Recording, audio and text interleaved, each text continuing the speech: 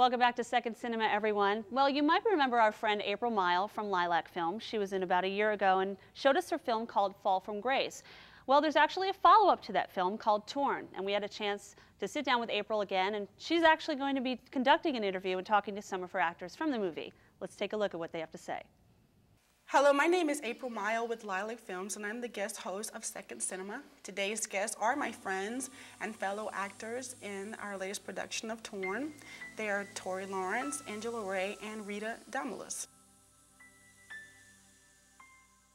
This is a very informal interview, so I think this is a first for Second Cinema. So I'm going to kind of ask you some questions off the cuff, and I've got my questions right here, so I can make sure that I ask every one of them. So. Torrey, since you're the first person to my left, what is your favorite scene in Torn? Me and Angela was talking about it earlier, and that was the romantic scene. I'm sure. No, but as an actor, that's a good challenge to see if you could recreate the beauty of being in love with someone, you know. That's just a challenge that one has to step up, because you're wondering, can you do this with this person or with that person? You got to have that believability and yet keep it professional. And the other part that was very funny was when I had to ride a bike. There's a scene in the movie where I have to ride a bike to church, and the seat falls off. It doesn't have any brakes. Mm-hmm. The bike that you gave me didn't have any brakes. I think it was funny because we didn't even expect that it didn't have any brakes on it. You know, that was just like comic relief that just came out. I had to use my shoe, smoke coming from my shoe to stop. So yeah, nevertheless, that was like one of the best outtakes and one of the best parts I had in doing the film. Well, let's talk about this romantic scene, you know, because from behind the scenes, you know, is one thing, and then, you know, the audience sees what's in front of the camera. Mm-hmm. But, you know, I think that the good thing about what you did was it was believable even on our end. Even on our end, here we were, you know, believing that you were getting ready to engage into a romantic scene or an event or whatever you want to call it. Excursion. Excursion, hallelujah. And here, you know, even the cinematographer, we were talking about this just a minute ago, and how he was wetting his lips, you know. Like, you know, I think that he forgot that he was actually shooting this, you know. Yeah. So that was very, you know, that's good acting, so to speak, you know. And I struggle with that all the time. That's probably why I'm on the other end, you know. So and I'll let you do your jobs. And what about you, Angela? What is your favorite scene in the movie? That was one of my favorites too, primarily for the reasons that Torrey mentioned. I think also it was challenging, not just being able to recreate a romantic scene, but just with what was going on, because, you know, the audience sees us on a couch alone, but less than 4 feet away was you, the DP, the sound guy, one of the lighting guys, and then behind us were, you know, 3 or 4 different actors, and to try to really be able to shut all of that out and pretend it's you and another person alone. You know, this is the man that I love, and, you know, we're about to make magic, you know, when there's so many people around. It was such a challenge. And then, you know, somewhat feeling embarrassed as a woman and everybody watching me. You know, we were fully clothed. I can't imagine what some of these actors, you know, who are doing it, you know, on shoestring clothes feel like, but because this is a no nudity violence or profanity movie, we have to make sure we clarify that. Yeah, so very very clean cut romance, but definitely romance nonetheless. And so I think trying to overcome that challenge was really really made that one of my favorite scenes. Okay. And it ended up being a very pretty scene too. Yeah. The lighting was good, had a nice little glow on my face. You just like because he fed you some food. That's what and rubbed your toes, okay? Yeah, you know, hey, you know, that part I can't complain about either. Well, see, you rarely see that though. The romance for a guy to actually want to rub a young lady's feet and to lead up to it. You know, you just see guys that always want to kiss, but you don't never see them want to take their time and enjoy it and relish it. And I have to say this, and we're going to get away from this love scene because I don't want people to think that's the only thing that's about this movie, but you surprised me. You said, April, you know what, let me handle things. Don't, you know, put this in the script. Just put down scene, Cosby scene. And you took it from there. So That's right, because that scene was not in the original script. It was something that was totally added. Exactly, and I didn't say, you know, rub a leg this way, rub a toes, but you called something a running man. You schooled me. You know? I had no idea what that was, but I just wanted to say that's like, again, that's good acting. So, and Rita, we're gonna go to Rita. We're not gonna leave Rita out. What was your favorite scene? I would say my favorite scene was, and there was a few, but the comic relief between Chester and Ella, especially.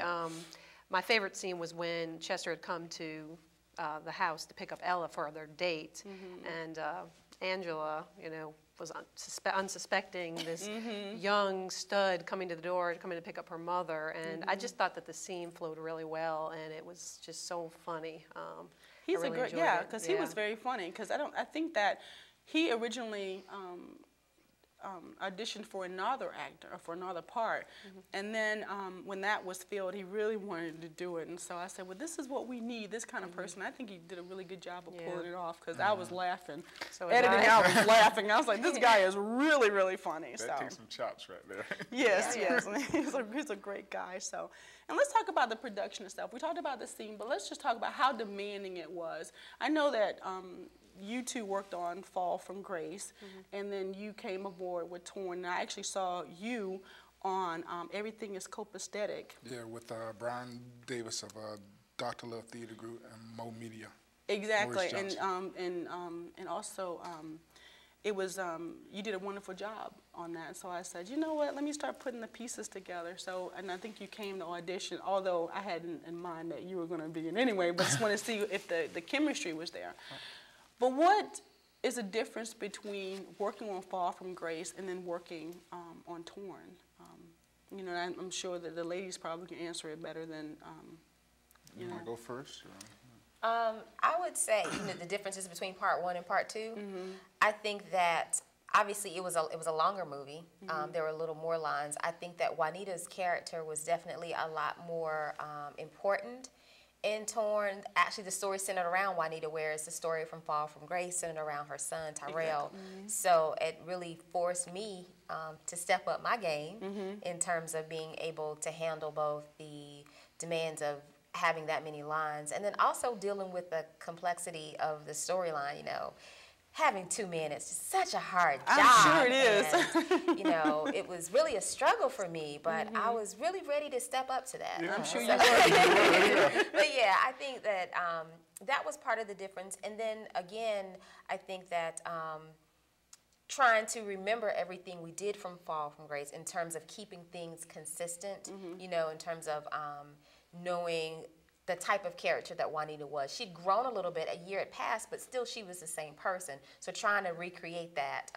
And then also I think I had gained a few pounds between the two and, you know, all that good stuff. You know, trying to just maintain that consistency was a little challenging. Well, the good thing about that is a year ago we looked different, so everything actually worked itself out. Tyrell looked older, you know, Grandma had matured, and you know, and she got some younger guys, you know, and was loving it. So, you know, a year, I mean, I think everything fell into place the way it was supposed to. And I don't mean to not let you speak about the difference and about Fall from Grace. No, I mean, I agree with everything that Angela said. I think that any production that you are involved in is going to be demanding. And I felt that they were equally demanding on both ends with Fall from Grace and Torn. And I just agree with everything. So you loved working with us, though. I mean, I think we created a family here. You know, we had our ups and downs.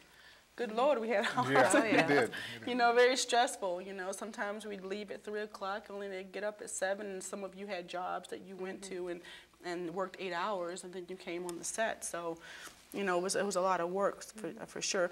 We have about a minute left, and I wanted to kind of talk about some of the things that you're doing now, you know, outside of the production. So if you want to start, not saying because you're just a man, you just on my left. I just want to clarify that, okay? I don't want to discriminate here. No, so. I know.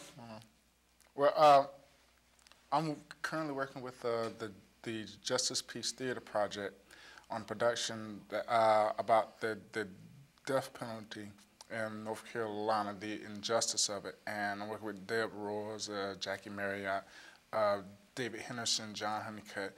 We all, they came together because what they did was they talked to a lot of the victims' families that about the death penalty, the lawyers that help defend some of these people, or to send them to the death penalty. And it's going to be a very, very good project. Okay, when is this slated to come out? February 10th and 11th at St. Francis of Assisi, I believe. No. Cardinal Gibbons? Gibbons, yeah. Okay.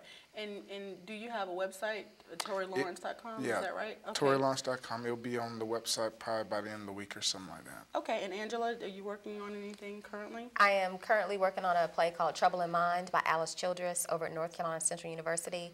I play the role of Willetta Meyer, and it's a play within a play about racial politics in the theater set in the 1950s. Okay. The play opens on February 10th, runs through the 12th, and then we run the following weekend. And that information should be on my website at mahoganydime.com. And you also have Mahogany Dime slated for March 24th? Right. During the day, I'm working on my award ceremony that honors African American women from across North Carolina. Okay. It's been called the Academy Awards for Black Women in North Carolina. All right. We're going to be at the Carolina Theater on March 24th at 8 p.m. And they can also get information about that event coming up. mahoganydime.com. Yes. Gotcha. And Rita? Well, right now I'm just taking a break. I'm focusing on working, and I'm just closing on a house here next week. So I'm looking forward to that. You're busy too, huh? That is a production. That's a production. Congratulations on Exactly. Thank you. Thank you. Okay, and if you want more information about, the movie Torn or about Lilac Films, the website is www.lilacfilms.com. You can also email me at lilacfilms@yahoo.com and be added onto our email list, and that way you can find out more information about what we're doing. Thank you very much for joining us, and let's take a look at the trailer Torn.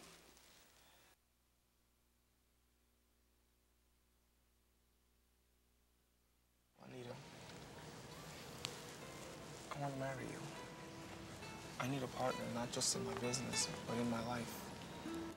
Who are you? No, who are you? Bernard? This is Bernard? I'm free, baby. I'm finally free. Man, what are you doing here? Listen, I need to talk with you. My future wife doesn't want to talk to you right now. No. She's still married to me. Daddy! Mom, what? Hey, baby.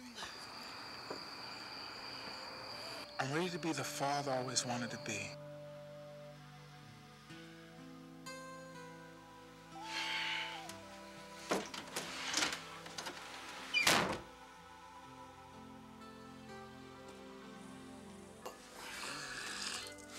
Man, have you been drinking?